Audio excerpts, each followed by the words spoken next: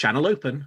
Welcome back to WeeklyTrek, a proud member of the Tricorder Transmissions podcast network, and presented in partnership with TrekCore.com. I am your host, Alex Perry.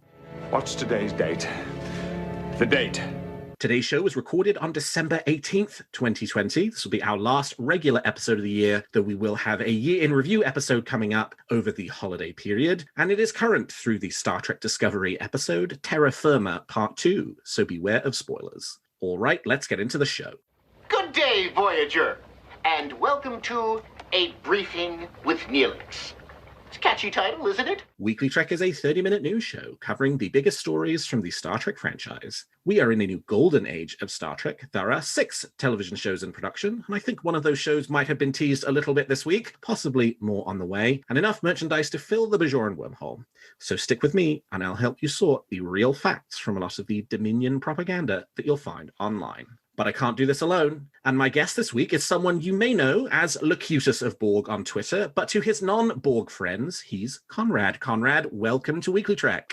Thank you very much, and thank you for having me on this week. All right, Conrad, I ask my guests this question every week. I want to know something that's got you feeling good about Star Trek at the moment. What's got you moving at Warp 10? I think what's got me moving is the announcement of Lower Decks finally being released officially, let's call it, outside of the States and Canada. I have to say I was quite lucky to see it, and thank you very much to my American friends for facilitating that. But I'm incredibly excited that there's so many Trek fans around the world who haven't seen the series and haven't really enjoyed what I thought was a fantastic first series of Trek to actually see it for the first time. I'm excited for them, and I'm really looking forward to actually watching it all the way through again, spotting everything I maybe didn't spot the first time round, all those great little homages, etc. So yeah, I'm very excited that that's finally been sorted out, and it's going to be released internationally. Long overdue, and our top story this week, so I will hold further comment until we get into the news. And the thing I'm feeling good about Star Trek this week is, you know what, honestly, those of you who read my review on TrekCore for last week's episode, I was the reviewer for Terra Firma Part 1, know that I had my issues with the episode. I'm happy to report I did enjoy Part 2 more than I enjoyed Part 1, and I loved the eventual reveal of the Guardian of Forever as Carl. Obviously, it was heavily teased in Part 1, but you had to have a magnifying glass and 20/20 vision in order to figure out what the headlines were on the newspaper that he was reading that were sort of very strong hints and allusions back to the City on the Edge of Forever, the original series episode that introduced the Guardian. But that whole sequence at the end in which he talked about how during the temporal wars, that again, another sort of temporal wars reference, we're now up to, I think, like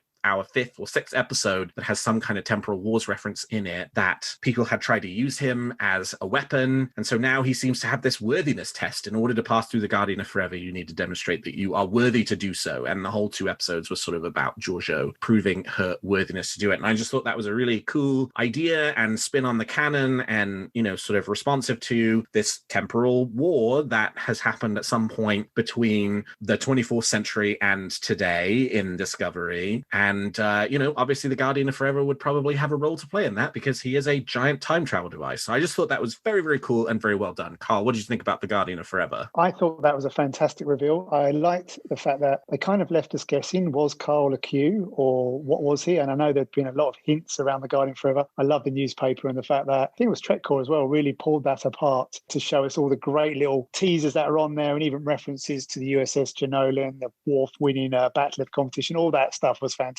I'm kind of with you. I think that I wasn't completely in love with Part 1. I enjoy the mirror universe, but I think it's kind of been overdone a little bit. Obviously, Deep Space Nine did it a lot.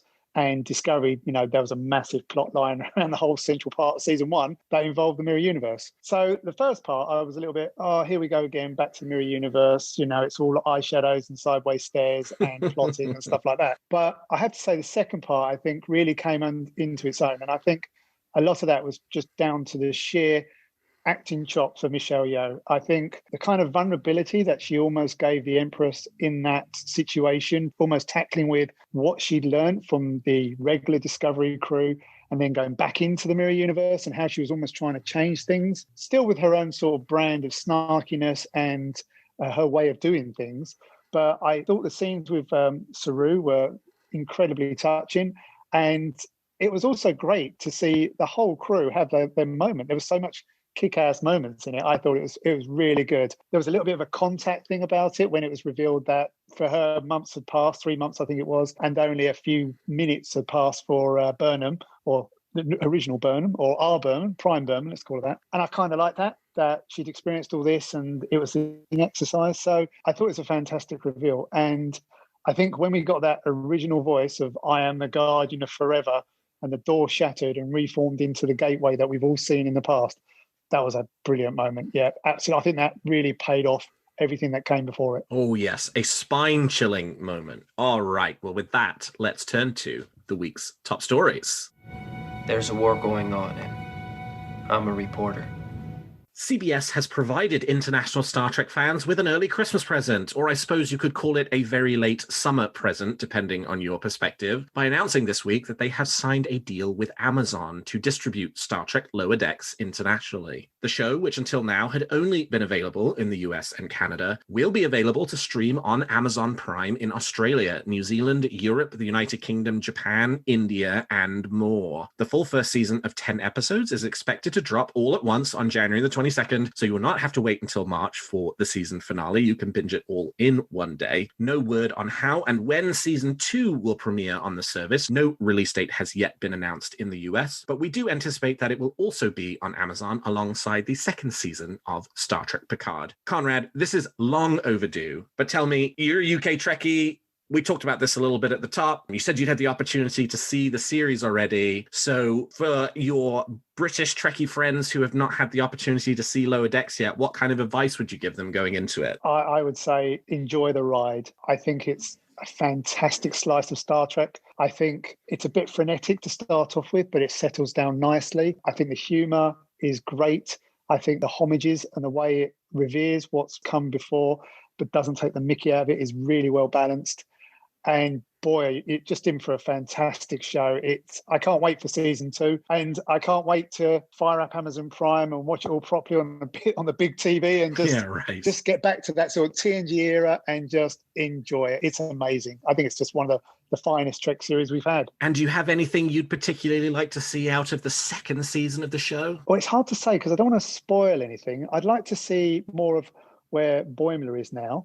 I hope that situation in this sort of finale isn't resolved straight away. I think there's a lot of fun to have where they've kind of left the characters. And I think, like anybody else, I just want more cameos. I think the cameos that they did were done really well. I think they weren't over the top. They were pertinent to the storylines. They were fun. And if we can get some DS9 and some Voyager, hell, if they can figure it out, throw in some Enterprise cast as well, I'm all for that.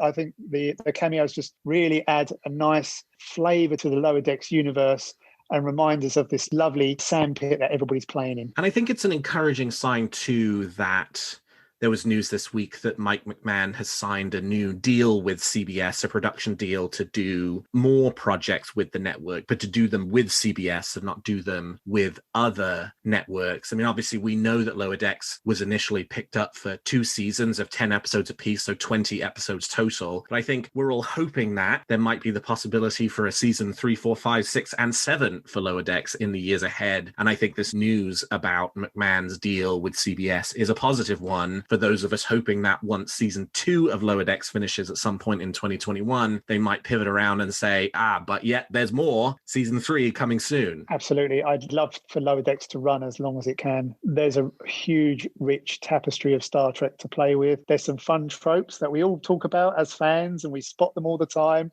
And, Lower Decks had fun with those. Again, I'm not going to go into too much detail for those who haven't seen it, but I think there's this beautiful universe to mine. And I think the work that's been done so far really has built a solid foundation of some fantastic characters, both the ones that appear, like Boimler, etc., and recurring characters. And I think there's a lot that can be done out of this. I think it's got a lot of legs, and it could run for quite a while. I mean, totally the unexpected gem highlight of 2021 for me, which I'm sure I'll talk about more next week in our year in review episode. But the show was such a revelation and a surprise for the fact that it ended up being as incredible as it was. And, I started off being a bit of a skeptic about the idea of an adult comedy Star Trek show in animated format. And I was totally wrong about that. And I'm so pleased that I was. And I think we needed that fun. I mean, Picard, it was quite a serious show. It had a lot of weight behind it. It was the return of Jean-Luc, and it had to carry a lot of weight on its shoulders. I think Lower Decks just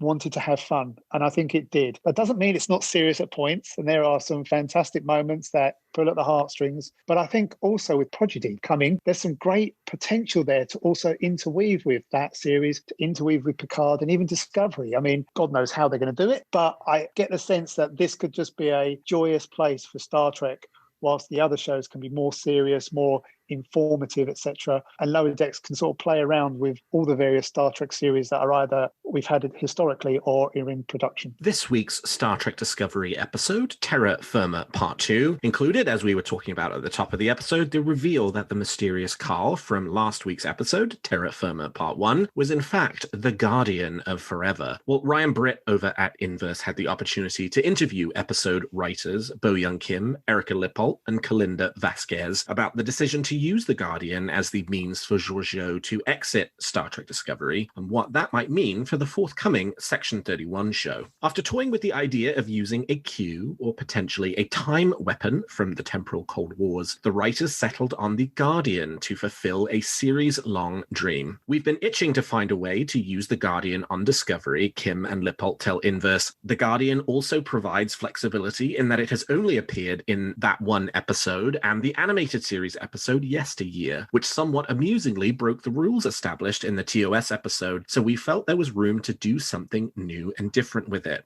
Kim and Lippolt also discussed the original ideas for this episode, which did not include a return trip to the Mirror Universe, but rather, quote, Burnham and Georgiou were going to beam down to the planet expecting to find the Guardian, and instead come across a lone house with a garden, not unlike the house in TNG's The Survivors. Its sole occupant, a mysterious gardener, would turn out to be the Guardian. Georgiou was going to live out her final hours there, choosing to have a perfect day with Prime Burnham, and it involved baking an apple pie. Well, the writers ultimately decided to move away from this story in favor of something that had more catharsis, and so Georgiou's return trip to the Mirror Universe was born. And where did Georgiou end up? Well, neither writer was willing to reveal much about the forthcoming Section 31 show, except to say, quote, Georgiou is sent back to a point in time that she doesn't expect, but it ends up being exactly where she needs to be. A lot of care was put into developing Georgiou's arc this season. As for what it sets up for Georgiou beyond that, only space-time will tell. Conrad, we talked a little bit about Terra Firma Parts 1 and 2, but does this have you excited? Has it whet your appetite for a Section 31 show? I would say I was a bit reluctant about the thought of a Section 31 show. I thought they were a fantastic addition to the franchise. I thought they were played out very well within Deep Space Nine.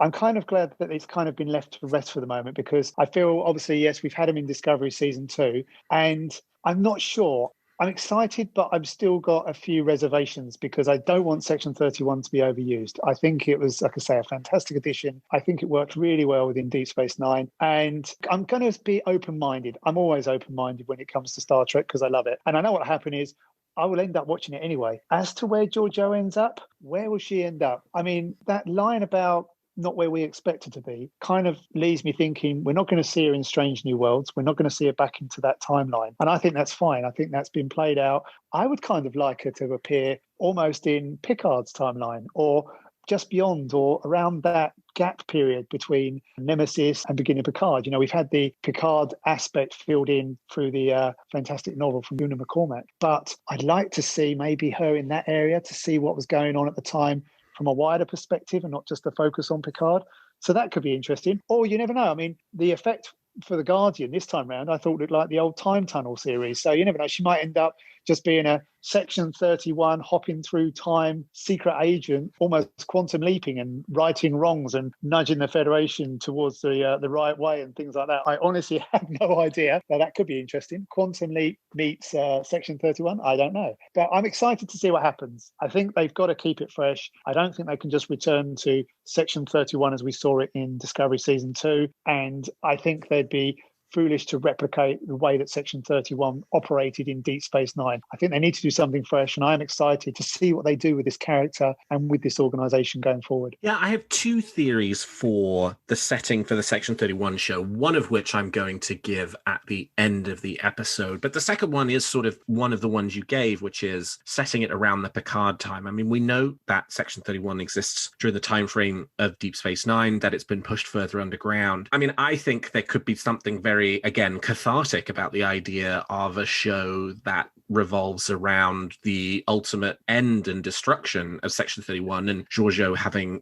some part to play in those events that could take place around the late 24th century, Picard timeframe, maybe slightly later, maybe even slightly earlier. I think that would be a really interesting spin on the idea. I'm also very enamored by the possibility of a Quantum Leap style show where you could hop around different time periods. I wonder from a production perspective, since you'd have to be building sort of new sets every week and that kind of stuff, whether that's something that they could do in a modern environment, but it's certainly something that would be very cool. Absolutely. And I think the interesting thing about the Section 31 show is, apart from knowing that it's going to star Michelle Yeoh, we don't know really anything else about it. We have no idea about the wider cast. So I think there's a lot still to be revealed. And I'm looking forward to getting those little nuggets of information as it builds up to the ultimate production and release in the future. Yeah, my wishes were not fulfilled, but I was expecting that possibly after the release of this episode, we were going to get maybe a press announcement about the Section 31 show today saying, yep, it's happening, and maybe giving us a few details about it. That obviously has not happened, at least as of, late afternoon US time on Friday, December the 18th, but could happen maybe next week sometime. But yeah, that will be fun. And I guess we will just have to be patient and wait and see what the future holds, or in Georgiou's case,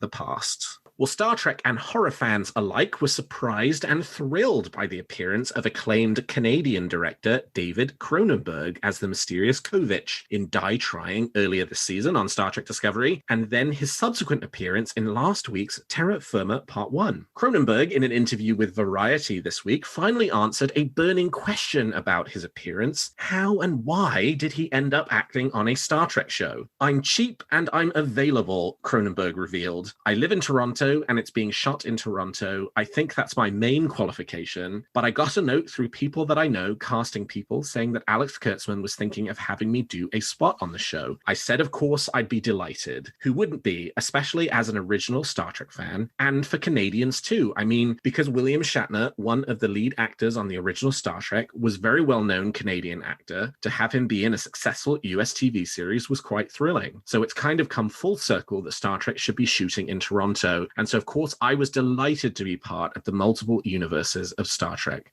Cronenberg was rather tight-lipped about his character, Kovich, except to reveal that his appearances would continue into Season 4, which is shooting right now in Toronto. But he did have this to say about working on Discovery. They are fabulous sets. I don't think I've ever built a set myself that was as complex and as inventive in that particular sci-fi way as they have here in Toronto. Very impressive. I mean, I'm really kind of a dilettante at dropping in the show, which has been ongoing for years, as you know. They're just so polished and everybody is so professional, and it's a lovely experience. And of course, I was interested in the handling of the visual effects and what was there on the show that was practical and what was obviously going to be done later in post-production. Conrad, are you enjoying David Cronenberg's guest stars on Discovery so far this season as Kovich, and are you looking forward to seeing him come back in Season 4? Absolutely. I love having Cronenberg on the show. I mean, I don't think any of us would have thought that would be a casting that we'd ever see. I'm hoping that we get a fly reference. I would like to see a reference to a Brundle fly or something. That would be quite cool. Maybe a Scanners reference, but that could be a little bit extreme.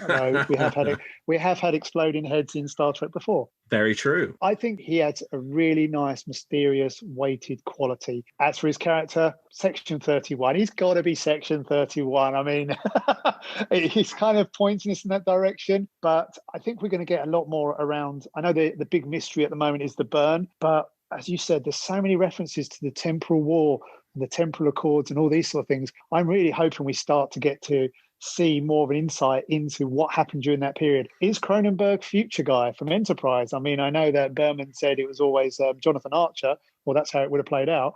but could it be Kovic? Yeah, that'd be amazing. But I think he just has this really nice, mysterious quality, and I think he's a fantastic addition to the cast, and I'm really glad that season 3 won't be the only season we get him in. I'm really looking forward to seeing how they develop this character, if they're going to move him on to season 4 as well. And all I can say is, obviously, with his grey hair and glasses, it's a perfect cosplay. I'm going to have to get a suit and see if I can do a Kovic at a convention at some point. Yeah, you have got the sort of shock of hair that would work very well for the Kovic cosplay, Conrad. I think you'd be a lock for it. All you need is the glasses and the tie. Absolutely. I mean, he doesn't wear glasses because he needs them, but I do, unfortunately.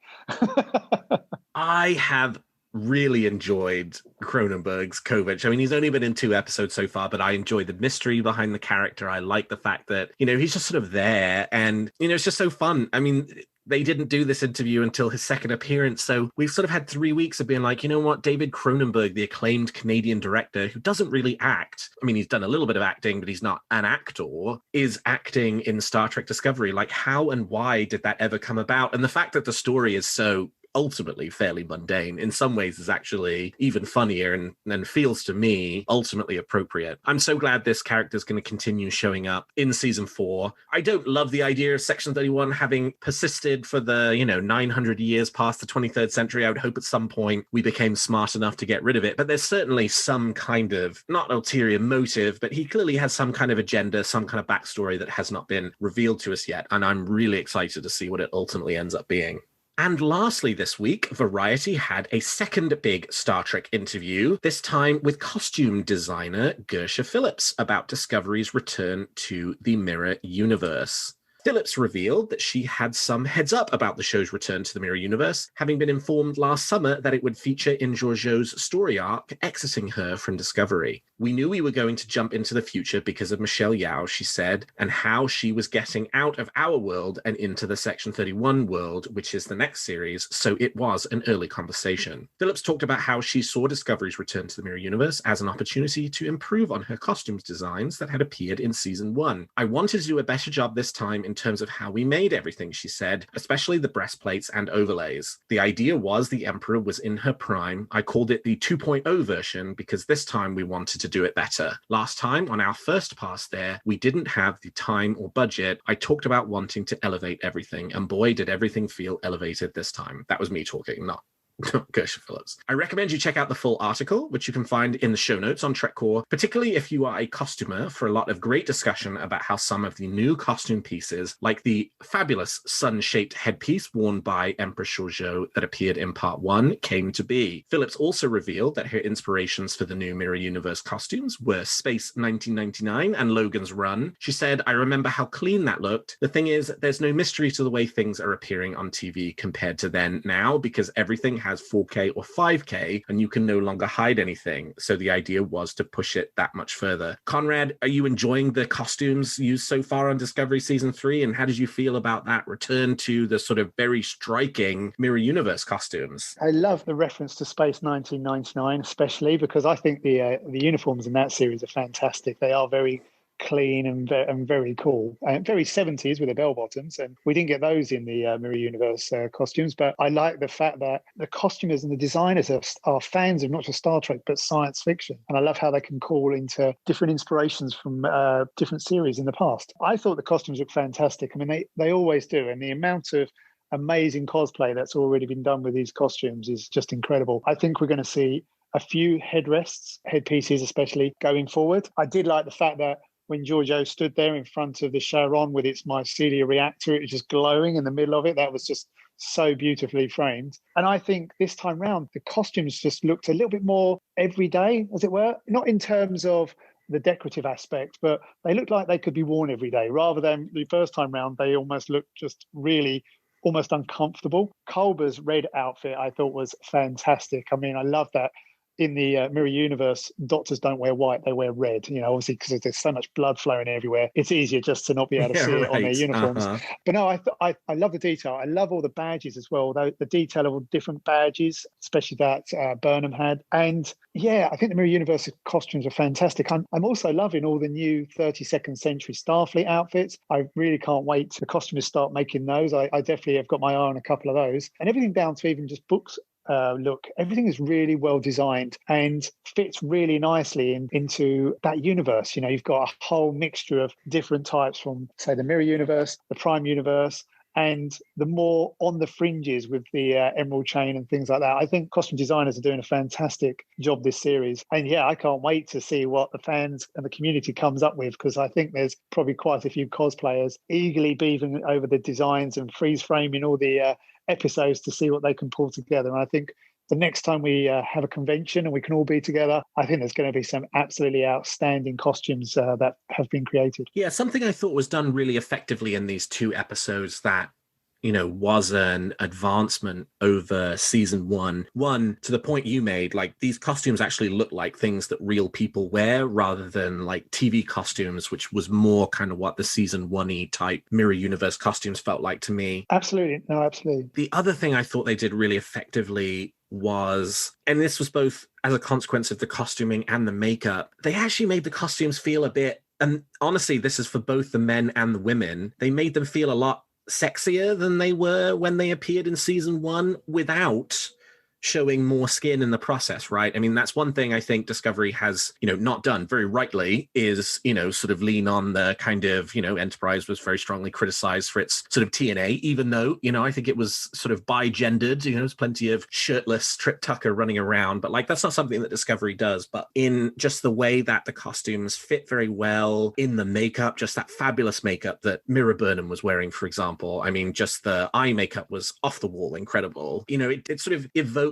that earlier sense of, like, from the original series Mirror Mirror, you know, where they were trying to go for a much sexier place, but it being the 60s, their solution to that was remove more clothes. It now being the 2020s, I think, just in the way those costumes were designed, you know, it was just so much more vibrant and alive and interesting, I think, even than the first appearance of the Mirror Universe in season 1. So, you know, for all that you and I maybe had some issues with the way the story played out over the last 2 episodes, they were just visually so impressive. Absolutely. I think, I like that point you made, that the Mirror Universe has always been a slightly darker, sexier version of Star Trek. And they retained that, but they didn't have to have loads of flesh on show. And that's such a great point. I thought the costumes looked amazing. I thought Mary Wiseman as Killy absolutely rocked that hairstyle. She just totally fantastic. And she had this, I like the sense that she gave her character of, I mean, obviously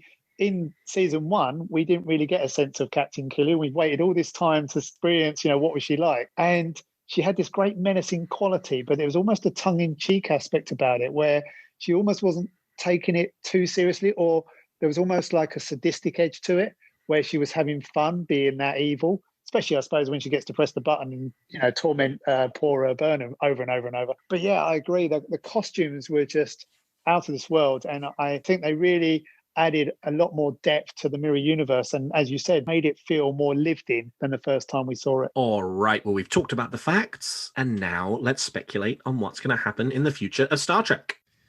You make some very good points, Captain. But it's still all speculation and theory. So each week, I and my guest give you a wish or theory we're nurturing about any of the shows or the future of the franchise. So Conrad, let's hear your theory or wish for this week. I'm hoping that with only 3 episodes to go, we do get a resolution of the burn. I wouldn't like it to be left as a cliffhanger. Oh, we're almost there. You know, Discovery likes to have those mystery boxes and breadcrumbs. And I really hope we get a resolution of the burn. I'm sure it's going to set up, I see season 4 as being more the expansion of the Federation. So they solve the mystery of the burn, or they understand what caused it, figure out a way around it, and we start building towards the expansion of the Federation again in the future, start bringing in more of the worlds it lost. I'd love to see Earth rejoin the Federation, and I hope we see that in season 4. But I don't want Discovery to leave that core mystery that it's kind of pinned its season around hanging into season 4. Obviously, there's only 3 episodes to go, I think. So we haven't got long. So I hope they kind of focuses now for the next 3 episodes is to resolve the burn. What's with the music that we've been hearing? Where's Grey gone? You know, we need to revisit some of these story threads that have maybe been put on pause whilst we've had these last couple of episodes of resolving the sort of Giorgio back to Section 31 situation. So that's my big wish. I want Discovery to have a nice, clean wrap up around its central mystery. I don't mind if it starts laying breadcrumbs for the next one or for what season 4 is going to be, but I would be a little bit disappointed if we are left hanging for another 9 to 12 months to understand fully what happened with the burn. I think if they've kind of laid that hat down and they said this is the core mystery, that's what we need an answer for. And do you have any particular theories that you're sort of looking at for, what the actual story is here? I was in line with the speculation that the ship that the distress signal was coming from was going to be Discovery from the short treks, from Calypso. Well, that's been blown out of the water. So right now, no, I don't. And I mean, I'm glad it's not going to be anything related to Burnham. I'm glad it's nothing to do with the Red Angel suit and her mum. So Unification 3 kind of put that theory to rest, because I think that would have been a little bit too much. The focus is on Burnham and she caused this. So right now, I think we're in a bit of an area where we don't really know. Obviously, next week, we're going to go and find out. I think, I can't remember what the episode's called. That's bad of me. But from the trailer, it does look like we are now going to head to the nebula, enter that ship, find out what's going on. It looks like there's some slightly strangeness. But right now, no, I don't. And I quite like that. I quite like that it's still a mystery at this point. Some of the theories, we've all loved playing with the theories. We've all speculated, and right now, I don't know, and I'm enjoying that. I can't wait to find out. What about yourself? Yeah, I like that too. Have you got any theories? And I'm looking forward to it. Honestly, no. I mean, I was with you. I thought, we were going to find out the Discovery had some role to play in the burn. I'm still not entirely unconvinced that's not going to happen through some way, shape, or form, but certainly doesn't seem like the direction they're going in, and I'm glad for that, because I think I probably will be quite critical of it if, Discovery itself has some role in it, because then it's sort of a redux of season 2 where you end up solving a mystery and you discover that you were the reason for the mystery existing in the first place by the end of it. So I hope that's not the case. And I don't think they will necessarily go down that path. I mean, it could end up eating my words. But yeah, like you, I sort of don't really have a sense of, what the explanation is outside of that. And I do really enjoy that, because it potentially opens the door for us seeing something new and interesting, and, that it introduces new elements to this show that we can all enjoy. Absolutely. And yeah, it's good to be heading towards the back end of the season a little bit in the dark about what's going to happen. And yeah, it really adds to that excitement of each week when that next episode drops. Yep, can't wait to see what happens. Well, so here's my theory. I gave one theory for when the Section 31 show could be set, which is at the sort of end of the Berman era. How about setting it at the start of the Burnham era and seeing the creation of Section 31, or its very early days, by setting the show in the sort of Enterprise era of Star Trek. We've not had much to revisit it, though it did sort of get name-checked quite frequently during the Kelvin Timeline movies, and we've seen sort of bits and pieces of Enterprise paraphernalia in the early seasons of Star Trek Discovery. But you know what I think would be really cool would be, let's get the story of the Romulan War, which happened a year or two after the end of Enterprise, but told through the perspective of Philippa Georgiou, Section 31 agent. We know it existed at that point in the timeline, who helps, sort of shepherd Starfleet through the Romulan War to the end. The long teased, never seen Romulan War. I would like that to be the focus of attention for the Section 31 show. And that would be to suit Alex Kurtzman saying it's going to be set in a surprising time frame. I think that would be a pretty surprising time frame. Conrad, what do you think? That is a very exciting shout if that's the case. I mean, I think all of us have wanted to know what happened next in Enterprise. And as you say, the Romulan War was, to me, was always like the Clone War in Star Wars. It was always like, what's the Clone Wars? What's the Clone Wars? We all pictured what it'd be like. And okay, what we got wasn't quite what we expected. Indeed. Having said that, once we got to the animated series, it was much better. So I think that's a really interesting part of that Star Trek history that we haven't had yet. And if that meant that there's an opportunity to tie up or give us fans a hint of what happened to the crew of the NX-01 after the end of season 4, not put the focus on it, but still have it almost on the sides. Who wouldn't like to see the NX-01 kicking butt, in the Romulan War? I think that'd be a fantastic way of providing some closure to that unfortunately cut short series, but also exploring an interesting era of Star Trek that we've never really delved into before. I think there's been novels about it, but obviously we know that novels can get washed away by the TV canon at any point. So yeah, that's a really good shout. And it'll be interesting because It'd almost be Giorgio coming full circle from being a significant part of Section 31, in season 2 of Discovery, right back to its creation. That could be interesting, actually. Yeah, I would like to see that and see how that develops. That's certainly an unexpected era. I wasn't expecting that one. Do you have a theory or a wish for Discovery, Picard, Lower Decks, or the future of the franchise that you'd like to share? Tweet them to me at WeeklyTrek or email them to me at weeklytrek@thetricordertransmissions.com, and I might feature your theory in a future episode.